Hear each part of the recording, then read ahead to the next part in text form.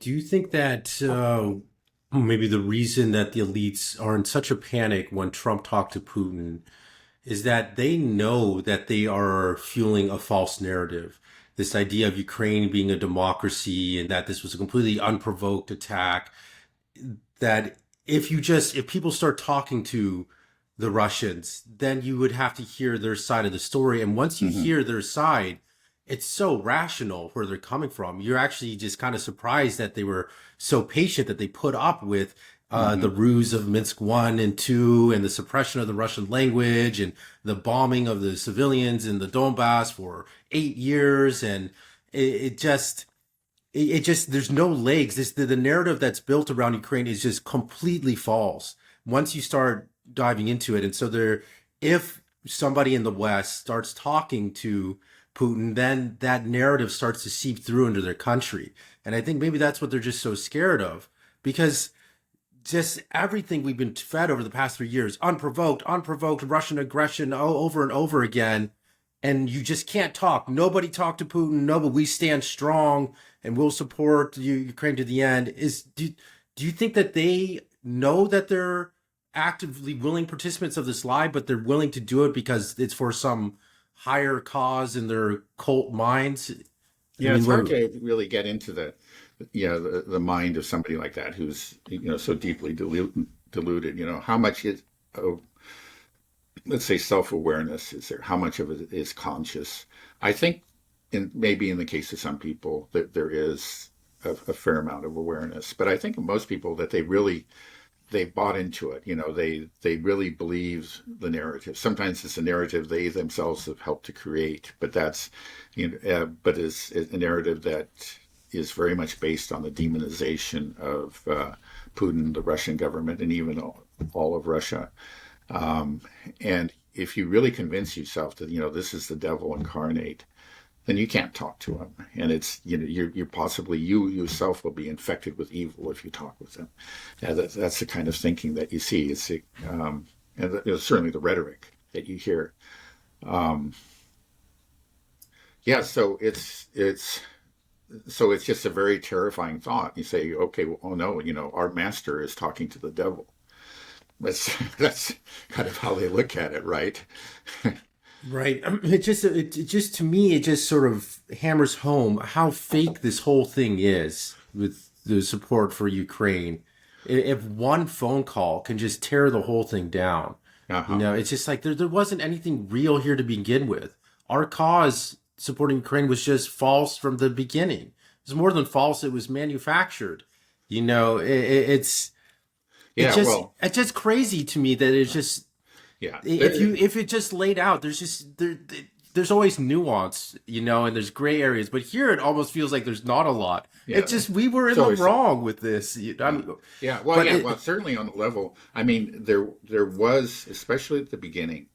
Okay, there was a great deal of calculation, right? It's just that they said, they knew that the conflict was about to break out, and they were quite happy about that because they thought it was their chance to destroy Russia. That's what the leaders of the collective West were thinking. It's clear. And immediately they slapped on these very severe sanctions, and they expressed a great deal of confidence. Of course, it was going to destroy Russia.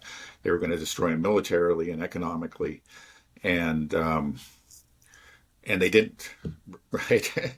But it was so the problem is that, okay, well, what do? You reassess and say, oh, oops, we made a big mistake. No, in creating this attack on Russia, part of it, of course, was a very big part of it was soft power. It was the narrative, and so they did intensely demonize Putin. They had been working on that, of course, over years. So it's not like they weren't building on anything, but they took it to a whole new level. And I think the problem with these narratives, if you invest so much in them, you can become a victim of your own narrative. And I think that's where they are.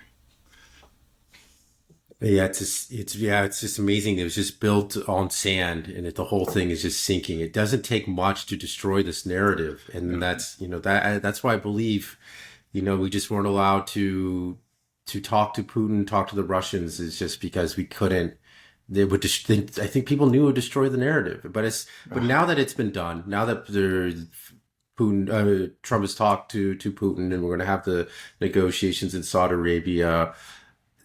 Do you think that we'll see more leaders willing to, make a phone call, and then everything will just start to change? Yeah, I there's feel the like everything's potential, changing. right?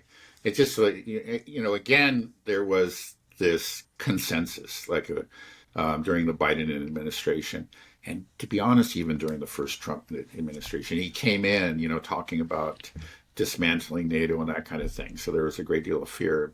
But the people that he appointed just kept things running the way they were. And in fact, NATO expanded, and arms were sent into Ukraine. Nothing really changed. So there was this sigh of relief. Um, but clearly things are different this time. Let's see, I just lost my train of thought. I was going to. What was your question again? I'm sorry. I was just saying, if people start making phone calls to Putin Okay. now and just break down the Right, right. narrative, Okay. just to, Right. So this is the thing, is that before we had this consensus, and it's a consensus that was all, it not only existed in the Biden administration, but in previous administrations, including the first term of Donald Trump. So there's this powerful consensus, and it takes a very brave person, somebody like a Viktor Orban or a Robert Fico, to break that consensus. And most, let's be honest, the vast majority of Western politicians just don't have that in them. But if the consensus is broken, I think you do. Then gaps begin to open. That people who maybe leaders, politicians that were reluctant to go against the consensus, they see the consensus has been greatly weakened, and there are new opportunities um, you know, for new movements, a whole new way of doing things. So I think it's too early. This is just like everybody's in a state of shock, but down the road, I think we will see a lot of challenges to the to the establishment in Europe. Guys, thanks for listening. Please like, comment, subscribe, all that good stuff. And if you haven't checked it out yet, please check out my website, nobliski.io. You can look at the pinned comment below. It's something that I think you'll find useful. Even my dad uses it. My wife uses it.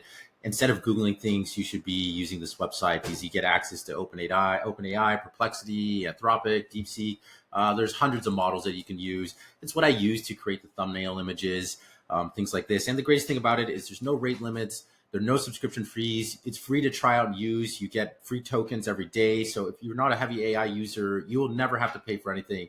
But this is really my passion project. I really want to get it off the ground, and I think you guys would like it. So yeah, check it out. Let me know what you think. And if you have time to download the apps and give it 5 stars, that'd mean a lot to me as well. Thanks a lot.